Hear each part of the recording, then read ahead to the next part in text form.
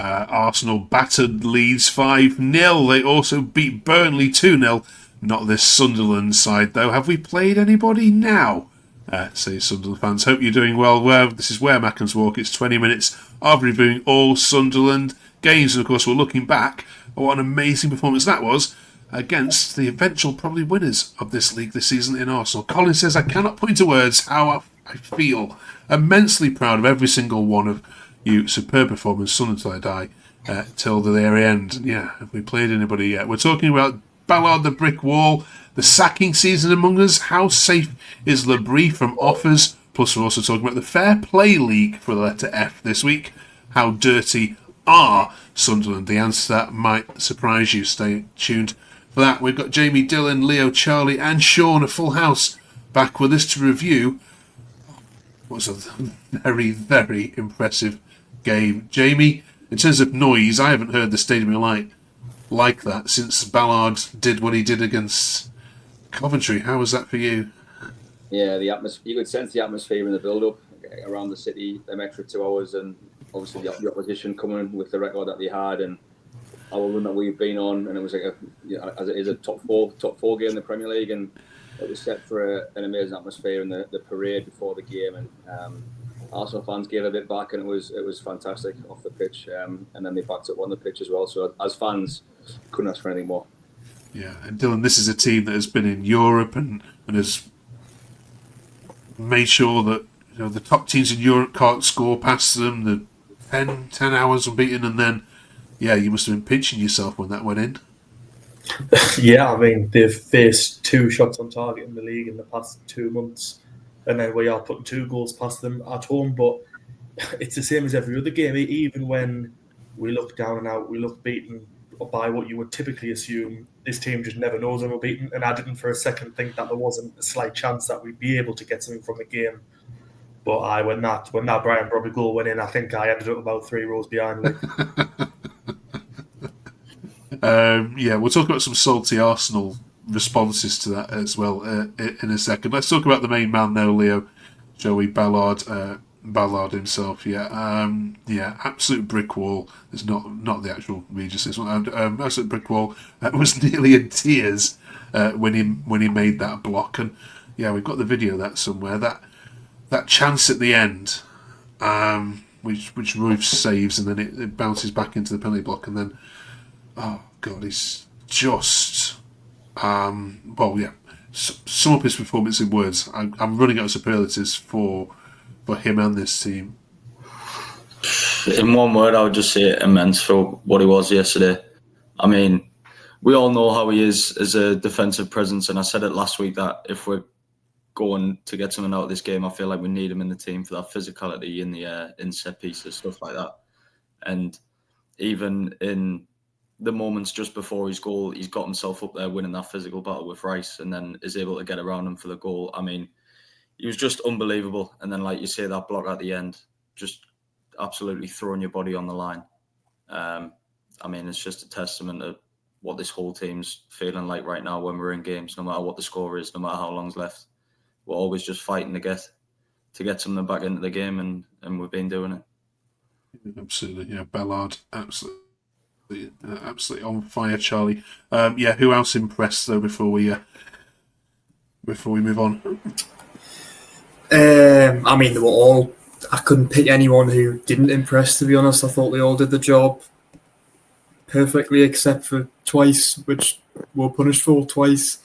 But, that is what it is. I think, obviously, Robbie's got a lot of plaudits, and he actually was particularly good, I thought, when he came on. As the goal aside, I thought he bullied Gabriel. It was like something the Premier League had never seen over the past couple of years.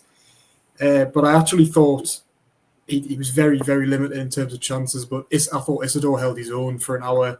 That side of his game, holding the ball up, he gets frustrated all the time by making runs in behind. He never gets it. But that side of his game, where he's just leading the press, holding the ball up against big centre halves, has improved so much over the past couple of months. I thought he really held his own against arguably the best centre back pair in the world. Yeah. I mean, Charlie, are you looking like that City Liverpool game? That's just been on before we've come on here. Are you watching that game now, hoping for a draw? Are you actually looking at other results now, going, what's best for Sunderland now? Like, I mean, I'm always thinking about it. I always think about it, but it's more of a joke just to say to the lads, if we drop out the top 4, I'm speaking out. But, not very seriously yet. Right. Sean, let's talk about your captain, shall we? Will says, he's already cementing himself as a club legend. Yeah, comparisons will be made. Yeah, we seem to talk about him every week on here. Yeah, it was a big game for him, wasn't it? Did he handle the occasion well? Yeah, he was amazing again. Like, probably his best player on the pitch. Like, yeah, amazing. I don't know what else to say really. What's his best facet though, Sean? I mean, it's obviously we know he can tackle, we know he can pass, we know he's a leader. What impresses you the most when you sat in the stadium watching?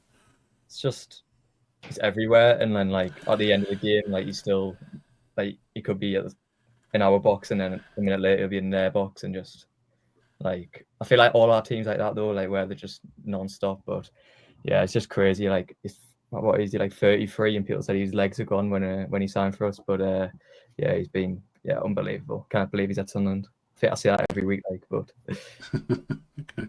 okay. Let's look at some salty Arsenal replies to this then, and you're probably picking up this more and more. But in terms of fan bases on Twitter, the Arsenal fan base is by far the worst of any. That include Liverpool in that as well, which isn't far off it. But so we had Dean saying celebrating a draw, Alex saying congratulations on winning the treble this season, guys. You lot celebrated like it, and there were more. Jamie saying, I didn't know you won the league this evening. Do you have any reply to that? I think, you know what, the fact you've got Arsenal fans getting a bit salty with Sunderland after a few months back in the Premier League is just testament to what we've done this season. We have ruffled feathers, and we did it again last night, and they didn't like it. They came up expecting 3 points again, and I think I've read somewhere that was the hardest game they've had all season. So we gave them as good as they gave us. Really, physically, we were a bit much for them, and they didn't like it, did they? Yeah.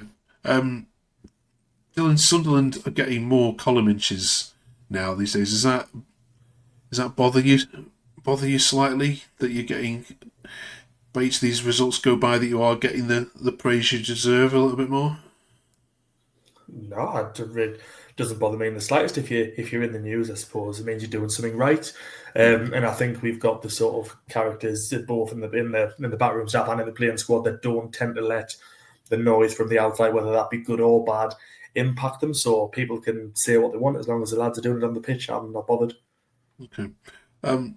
Would you all want the next game to be Newcastle, given how things are going at both ends of the tables? Is it fair to say that you want them next? I don't want excuses when we beat them.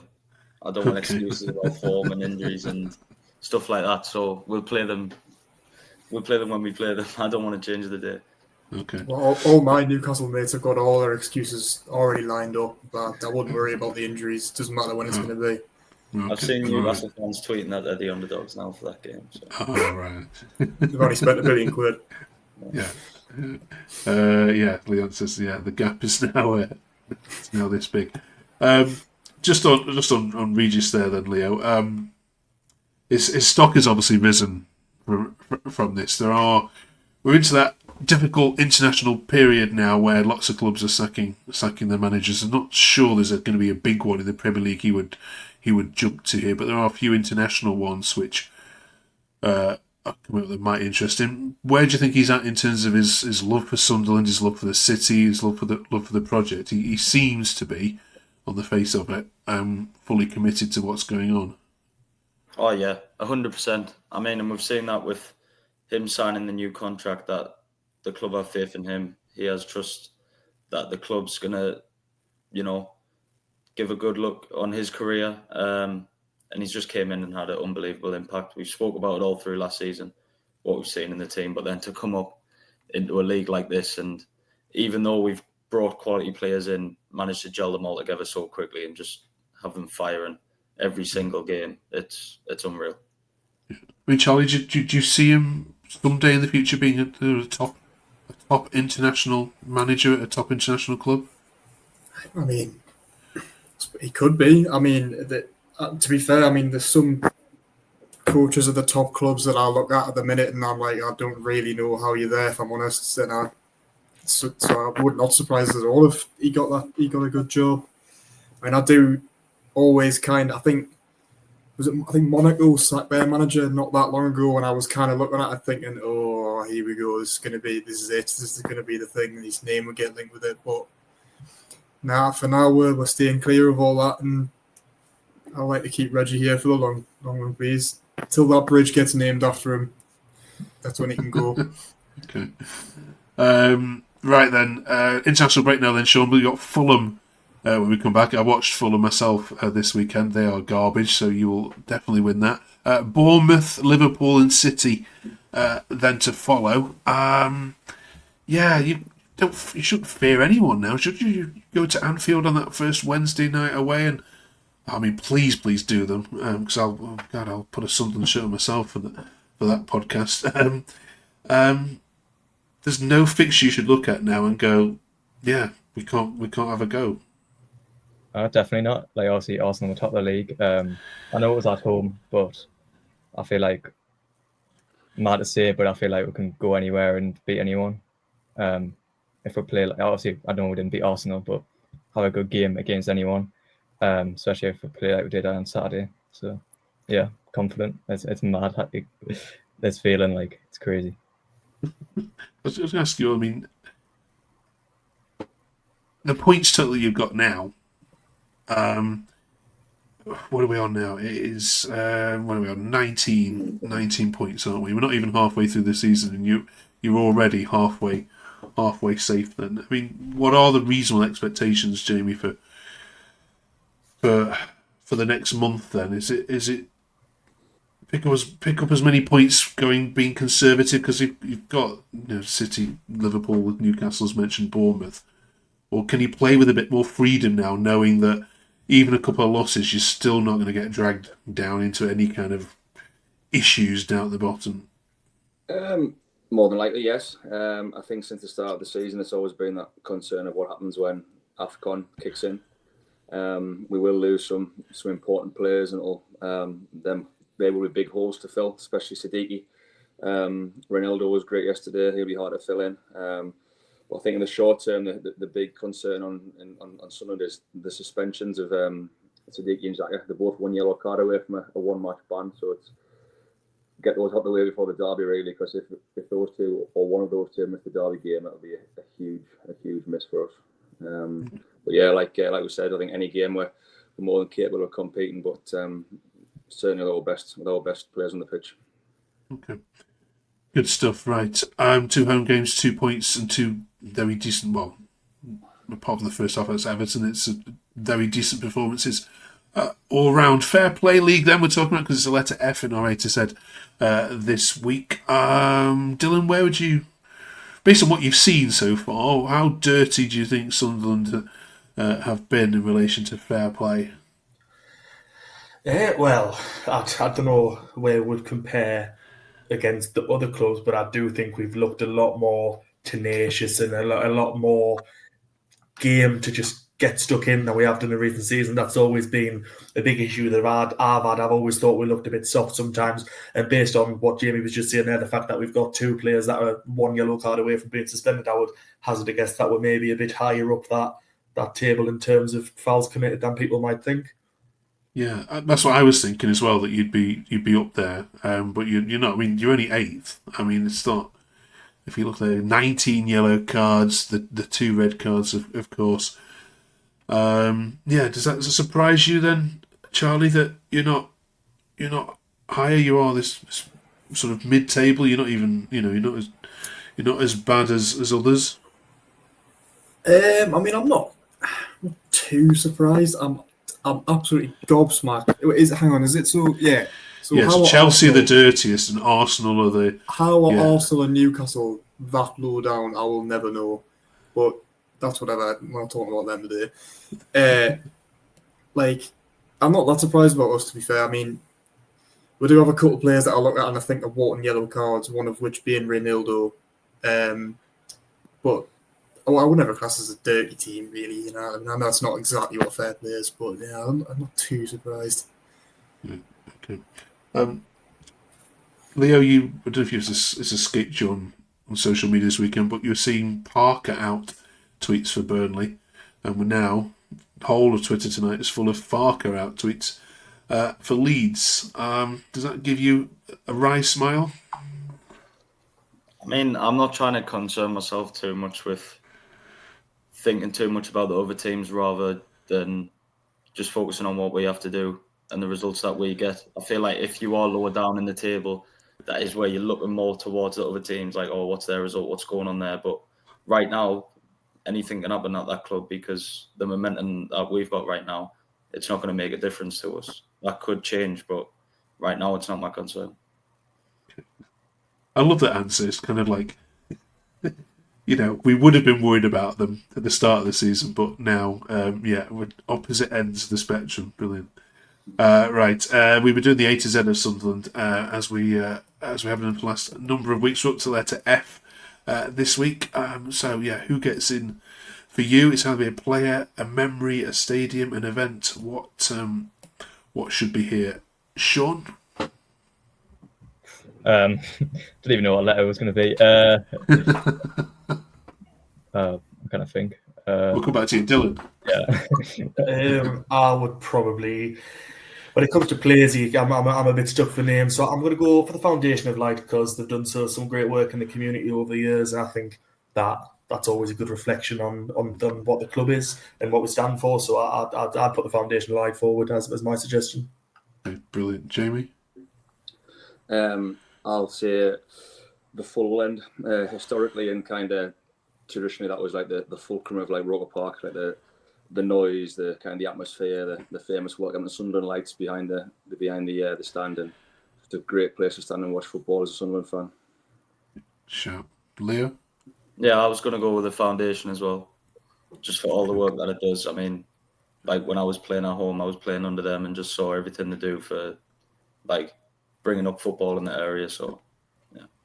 Cool. Charlie? Yeah, I think the Foundation's a good shout. I was a bit stumped for players like the rest of them, so I think Foundation's a good one. Okay. Sure. Yeah, I can't really think of anything else. So yeah, I think Foundation's a good shout. Okay. Right. I'm sure someone's going to write FA Cup in the comments or something like that. But we will read some of that next week. Yeah. Come on. What have they missed in terms of players? Letter F. Right. Thank you very much, you lot. Enjoy your week off from talking about something, although I'm sure you could talk about it for hours and hours and hours. We will see you back here in a couple of weeks. If you've just found the channel, we know there's loads of Sunderland podcasts popping up because of all the success that have been happening, but we're very grateful to have you along with us. Do drop us a quick like and subscribe before you disappear, and we'll see you at the other side of the next game. Thanks for watching.